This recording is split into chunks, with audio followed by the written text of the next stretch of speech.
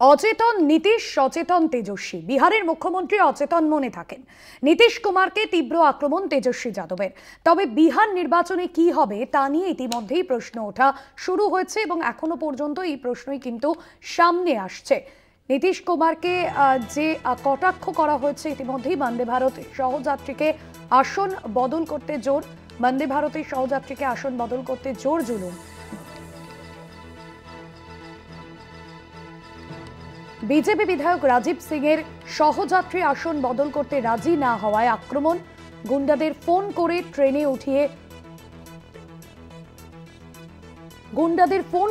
ট্রেনে উঠিয়ে হামলার অভিযোগ সামনে আসছে। বন্দে ভারতের সহযাত্রীকে আসন বদল করতে জোর। শাশ্বতী রায় রয়েছেন আমাদের প্রতিনিধি সরাসরি নিউজ রুম থেকে। শাশ্বতী, বিজেপি বিধায়ক রাজীব সিং এর সহযাত্রী আসন বদল করতে রাজি না হওয়ায় আক্রমণ, ঠিক কি ঘটনা ঘটেছে, কি অভিযোগ সামনে আসছে?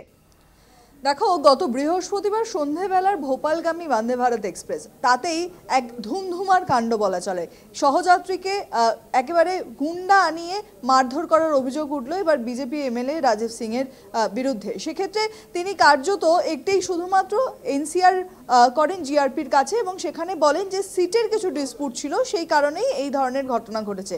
সেক্ষেত্রে যেমনটা সহযাত্রীরা বলছেন যে যাত্রীকে তিনি সিট পরিবর্তন করতে বলেন তিনি কার্যত অস্বীকার করায় পরবর্তী স্টেশন ঝাঁসি জাংশনে একাধিক ব্যক্তিকে ডেকে তাকে কার্যত মারধর করা হয় এবং রক্তাক্ত হয়ে যান সেই সহযাত্রী।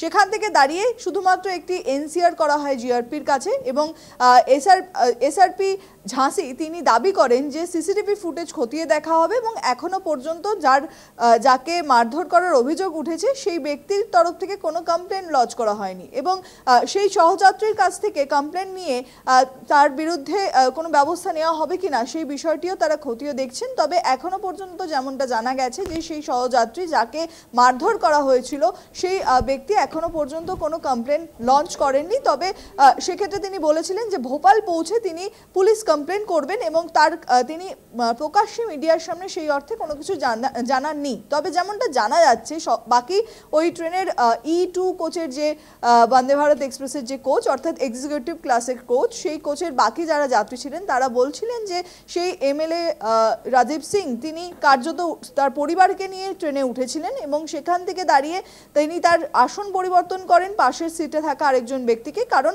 তারা নিজেরা এক জায়গায় বসে যাত্রা করবেন বলে। সেখান থেকে সেই যাত্রী তার নিজের রিজার্ভেশন সিট না ছাড়তে চাওয়ায় এই কাণ্ড ঘটে এবং কার্যত প্রথমে বাগবিতণ্ডা ঘটে এবং তারপর ঝাঁসি স্টেশন ঢুকলেই বেশ কিছু মানুষজন উঠে এসে সেই ব্যক্তিকে কার্যত হাতাহাতি হয় তাদের সঙ্গে এবং একেবারে নাক ফেটে তার রক্ত বেরোতে দেখা যায় এবং সোশ্যাল মিডিয়ায় ইতিমধ্যেই সেই ছবি ভাইরাল হয়ে গেছে।